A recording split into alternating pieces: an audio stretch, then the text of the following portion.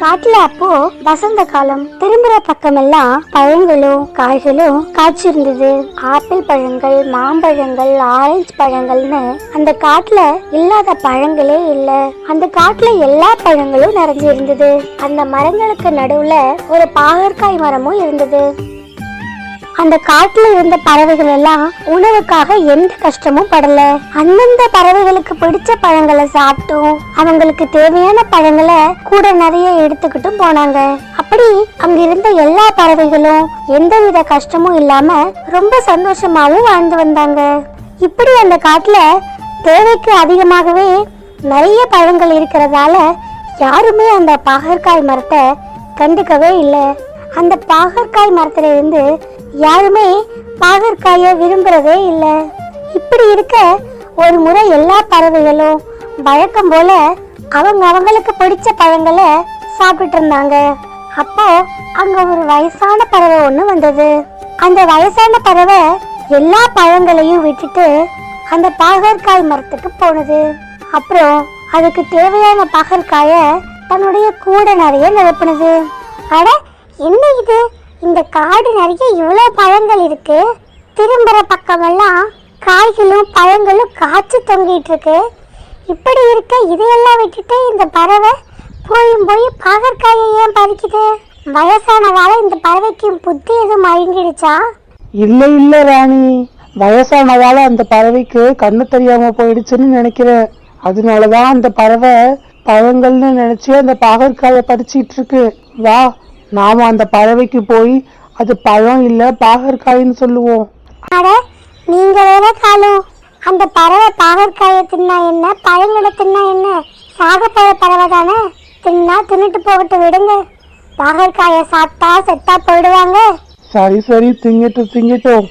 மறுபுறத்துல சுஜி இப்படி நினைச்சது. அட, என்னாச்சு இந்த வயசான பறவைக்கு? திரும்புற பக்கமெல்லாம் சுவையான பழங்கள் இருக்கு, அதையெல்லாம் விட்டுட்டு ஏன் இந்த பறவை இந்த பாகற்காயை பறிக்குது? சரி, நாம போய் எதுக்கும் ஒரு வார்த்தை கேட்கலாம். அம்மா, திரும்புற பக்கமெல்லாம் கண்ணுக்கு குளிர்ச்சியா ருசியான பழங்கள் காய்ச்சி தொங்க, நீங்க அதையெல்லாம் விட்டுட்டு யாருமே விரும்பாத இந்த பாகற்காயை ஏன் பறிக்கிறீங்க?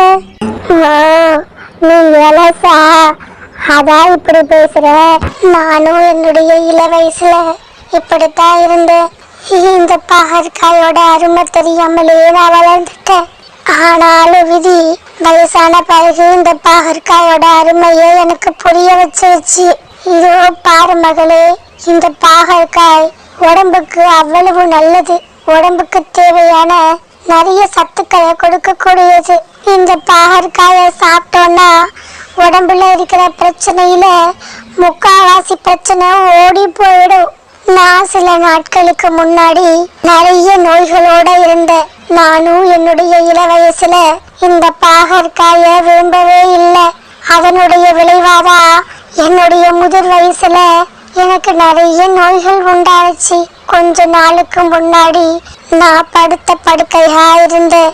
எனக்கு தெரிஞ்ச வைத்தியர் ஒருத்தர் தான் இந்த பாகற்காய பத்தி என்கிட்ட சொன்னாரு.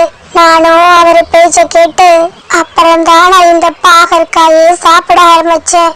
இங்க இருக்கிற இனிப்பான பல வகை பழங்களை சாப்பிட்ட எனக்கு இந்த பாகற்காயை சாப்பிட ஆரம்பத்துல ரொம்ப கஷ்டமா தான் இருந்தது.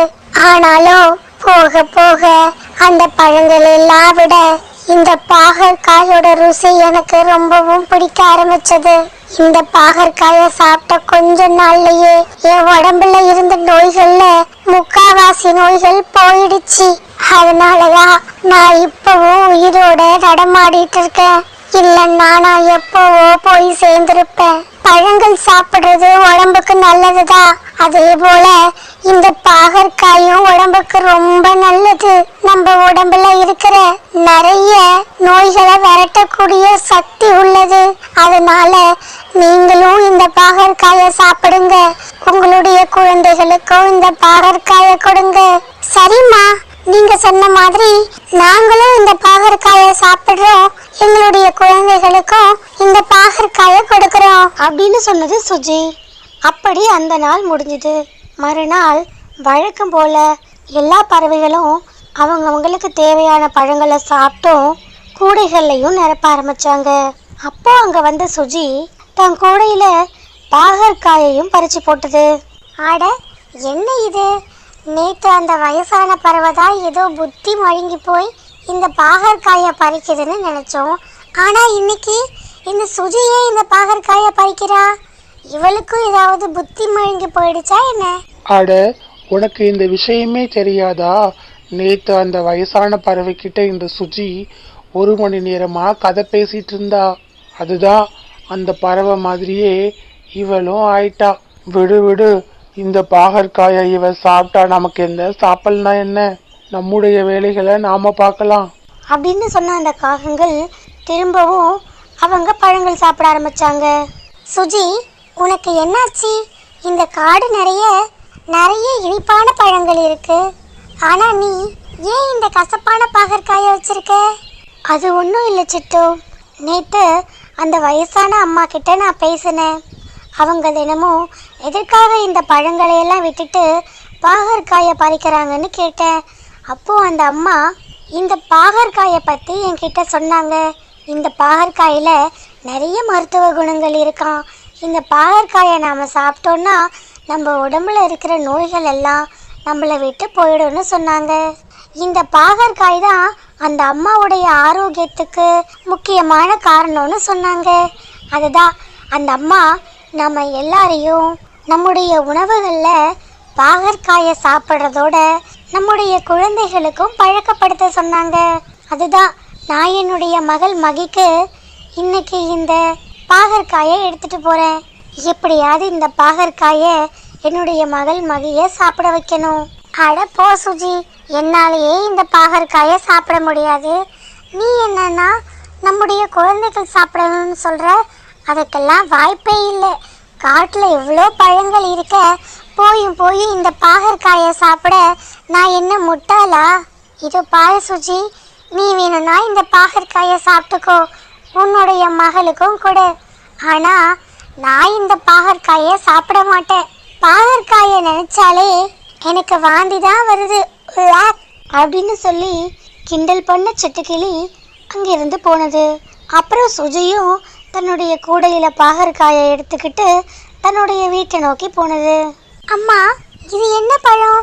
ரொம்ப வித்தியாசமா இருக்கே. நான் இதுக்கு முன்னாடி இந்த பழத்தை பார்த்ததே இல்லையே. மகளே மகி, இது பழம் கிடையாது, இது ஒரு காய். இதனுடைய பெயர் பாகற்காய். இதுவும் நம்மளுடைய காட்டில் மற்ற பழமரங்களுக்கு நடுவில் தான் இருக்கு. இதனுடைய அருமை தெரியாம நாம் இத்தனை நாள் இதை சாப்பிடாம விட்டுட்டோம். ஆனால் எனக்கு இப்போதான் இதனுடைய அருமை தெரிஞ்சது. அதுதான் இனிமேலும் காலம் தாமதிக்க வேணான்னு இன்னைக்கு நான் இந்த பாகற்காயை எடுத்துட்டு வந்தேன். இந்த பாகற்காய் உடம்புக்கு அவ்வளவு நல்லது. இந்த பாகற்காயை நாம் சாப்பிட்டா நம்முடைய உடம்புல இருக்கிற நோய்கள் எல்லாம் போயிடுமா? வா, நாமளும் இந்த பாகற்காயை சாப்பிட்டு நம்முடைய உடம்புல இருக்கிற எல்லா நோய்களையும் விரட்டிடலாம். Okay okay done. நானும் இந்த பாகற்காயை சாப்பிட்டு என் உடம்புல இருக்கிற நோய்கள் எல்லாம் விரட்டுறேன். அப்படி சொன்ன 2 பேரும் அந்த பாகற்காயை சாப்பிட ஆரம்பிச்சாங்க. ஐயோ அம்மா, இந்த பாகற்காய் ரொம்ப கசப்பா இருக்கு. இதை எப்படி சாப்பிட முடியும்? ஆமா மகி, பாகற்காயினுடைய சுவை கசப்பு தான். அதனாலதான் யாருமே இந்த பாகற்காயை விரும்புறது இல்லை. எப்பவுமே நன்மை அளிக்கக்கூடிய எந்த பொருளும் கொஞ்சம் கசப்பா தான் இருக்கும். அது வாழ்க்கையா இருந்தாலும் சரி, உணவு பொருளா இருந்தாலும் சரி. அதை நாம புரிஞ்சுக்கிட்டோம்னா நம்முடைய வாழ்க்கையே இனிப்பா மாறிடும். சரி விடு, உன்னால இந்த கசப்பை சாப்பிட முடியாது. நான் உனக்கு இந்த பாகற்காயை சமைச்சு தரேன்.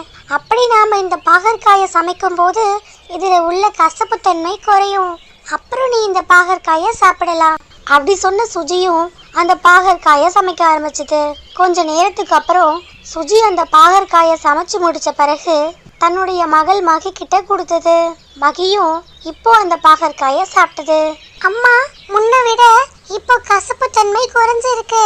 அது மட்டும் இல்ல, இந்த பாகற்காயில கொஞ்சம் கூடுதல் ருசியும் இருக்கு. அப்படி சொன்ன மகி அந்த பாகற்காயை சாப்பிட்டது. அப்புறம் சுஜியும் ரொம்ப சந்தோஷமா அந்த பாகற்காயை சாப்பிட்டது. இப்படி சுஜியும் மகியும் அவங்களுடைய உணவுல பாகற்காயை பழக்கப்படுத்திக்கிட்டாங்க. ஆனாலும் மற்ற எந்த பறவைகளும் பாகற்காயை விரும்பவே இல்லை. இப்படியே நாட்கள் போக ஆரம்பிச்சது. கொஞ்ச நாட்களுக்கு பிறகு அந்த காட்டுல இருந்த எல்லா பறவைகளுக்கும் உடல்நிலை பாதிப்படைய ஆரம்பிச்சது. கடவுளே, என்னுடைய மகளுக்கு இப்படி ஆயிடுச்சு. என்னுடைய மகள் இந்த நிலைமையில இருக்கிறத என்னால பார்க்க முடியல. மைனா, நீ எப்போ எழுந்திருச்சு பழையபடி என் கூட விளையாடுவ? மைனா. மறுபுறத்துல ரோசி குருவி, மகளே மாயா, உனக்கு என்னாச்சு? உன் உடம்புக்கு என்ன பண்ணுது? ஐயோ, நான் என்ன செய்வேன்? என்னுடைய மகள் இப்படி இருக்காளே, யாராவது என்னுடைய மகளை குணப்படுத்துங்க. எப்போ என்னுடைய மகள் பழையபடி திரும்புவாளோ தெரியலையே. மறுபுறத்துல, மகனே ராஜு, எழுந்திருடா, அம்மாவை பாருடா, என்ன அம்மான்னு கூப்பிடுடா. ஐயோ காலு, நீங்களும் எழுந்திருங்க. நம்மளுடைய மகனும் ஒரு பக்கம் முடியாம படுத்துட்டான், நீங்களும் ஒரு பக்கம் படுத்திருந்தா நான் என்ன செய்வேன்? எனக்கு யார் இருக்கா? காலு, நீங்க தான் எனக்கு ஆறுதலா இருக்கணும். எழுந்திருங்க காலு, எழுந்திருங்க காலு, என்னை விட்டு நீங்களும் போயிடாதீங்க காலு. மகனே ராஜு, நீ எழுந்திரி, அம்மாவை பாருடா, எழுந்திரிடா. இப்படி அந்த காட்டுல இருந்த பல பறவைகளுக்கு கொடிய நோய் தாக்குனதால அவங்கெல்லாம் உயிருக்கு போராடுற நிலைமையில இருந்தாங்க. ஆனாலும் அந்த கொடிய நோயால சுஜியையும் சுஜியினுடைய மகள் மகியையும் தாக்க முடியல. இப்படி இருக்க ஒரு நாள் சிட்டுக்கிளி சுஜியை சந்திச்சு உதவி கேட்டது. சுஜி, நம்மளுடைய காட்டுல ஒரு கொடிய நோய் ஒண்ணு பரவி இருக்கு. அந்த நோயால என்னுடைய மகள் மைனா பாதிக்கப்பட்டிருக்கா. அவளால இப்போ எழும்ப கூட முடியல. அதே மாதிரி நம்முடைய காட்டுல நிறைய பறவைகள் அந்த நோயால பாதிக்கப்பட்டிருக்காங்க. ஆனா நீயும் உன்னுடைய மகளும் ஆரோக்கியமா இருக்கீங்க. அதனால நீங்க 2 பேரும் முயற்சி செஞ்சா எங்களை அந்த வைத்தியர்கிட்ட கூட்டிட்டு போகலாம். அந்த வைத்தியர் மனசு வச்சாதான் எங்களை காப்பாற்ற முடியும். சரி சிட்டு, நீ ஒன்னும் கவலைப்படாத. உங்க எல்லாரையும் நான் அந்த வைத்தியர்கிட்ட கூட்டிட்டு போறேன் அப்படின்னு சொன்ன சுஜி அவங்க எல்லாரையும் வைத்தியர்கிட்ட கூட்டிட்டு போனது. வாங்க வாங்க, என்ன எல்லாரும் ஒன்னா சேர்ந்து என்ன சந்திக்க வந்திருக்கீங்க? சொல்லுங்க, நான் உங்களுக்கு என்ன செய்யணும்? வைத்தியரையா, இவங்க எல்லாரும் என்னுடைய நண்பர்கள் தான். எங்களுடைய காட்டுல ஒரு கொடிய நோய் பரவி இருக்கு. அந்த நோயால இவங்க எல்லாரும் பாதிக்கப்பட்டிருக்காங்க. இவங்க எல்லாரும் இப்போ உயிருக்காக போராடிட்டு இருக்காங்க.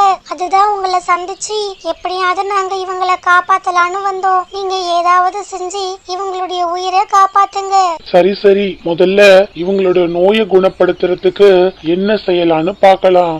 கொடிய நோயே, வெளியே வா, உன்னை பத்தின முழு விவரத்தையும் எங்களுக்கு சொல்லு. அப்படி அந்த மந்திர வைத்தியர் சொன்னதும் சில வைரஸ்கள் அங்க வந்தது. அப்புறம் அந்த வைரஸ்கள் சொன்னது, நான் தான் குடல் புழு வைரஸின் தலைவன். நாங்க உங்க உடம்புல நுழைஞ்சோம்னா உங்களுக்கு கடுமையான வயிற்று வலியை உண்டாக்குவோம். சில சமயங்கள்ல எங்களால உங்களுக்கு பேராபத்தை கூட விளைவிக்க முடியும். அப்புறம் இன்னொரு வைரஸ் சொன்னது, நான் தான் சர்க்கரை வியாதிகளின் தலைவன். நாங்க உங்க உடம்புல நுழைஞ்சோம்னா கொஞ்சம் கொஞ்சமா உங்க நரம்புகளுக்கு பாதிப்பை ஏற்படுத்தி உங்களை முழுசா அழிச்சிடுவோம். எங்களுக்கு மட்டும் நீங்க இன்னும் கொஞ்சம் டைம் கொடுத்தா இங்க இருக்கிற எல்லாரும் உடம்புலையும் நாங்க நுழைஞ்சி அவங்களுடைய உயிருக்கும் ஆபத்தை ஏற்படுத்துவோம். ஆனாலும் எங்களால சுஜி குருவினுடைய உடம்புலையோ சுஜி குருவி மகளினுடைய உடம்புலையோ நுழைய முடியல. அவங்களுடைய உடம்புல எங்களை எதிர்க்கிற சக்தி இருக்கு. இல்லைன்னா அவங்களுக்கும் நாங்க ஆபத்தை கொடுத்திருப்போம் அப்படின்னு சொன்னது அந்த வைரஸ். வைத்தியரே, சுஜியினுடைய உடம்புலையும் சுஜியினுடைய மகள் உடம்புலையும் இருக்க அந்த எதிர்ப்பு சக்தி ஏன் எங்க எல்லாருக்கும் இல்லாம போச்சு?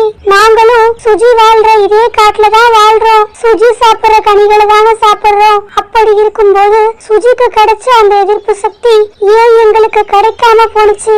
சுஜி, நீ உன்னுடைய உணவு பழக்கங்களை கொஞ்சம் எங்களுக்கு சொல்லு. நீ அப்படி சொன்னா அது இவங்க எல்லாருக்கும் ரொம்ப உபயோகமா இருக்கும். வைத்தியரையா, எங்க உடம்புல இருக்கிற அந்த நோய் எதிர்ப்பு சக்திக்கு காரணம் நாங்க சாப்பிடுற பாகற்காய் தான். கொஞ்ச நாளுக்கு முன்னாடி ஒரு வயசான பறவைய நான் சந்திச்சேன். அவங்க சொன்ன அறிவுரையின்படி நானும் என்னுடைய மகளும் பாகற்காய சாப்பிடறத வழக்கப்படுத்திக்கிட்டோம். அதனாலதான் எங்களுக்கு நோய் எதிர்ப்பு சக்தி இருக்கு. பறவைகளே, நீங்க எல்லாரும் கேட்டீங்களா?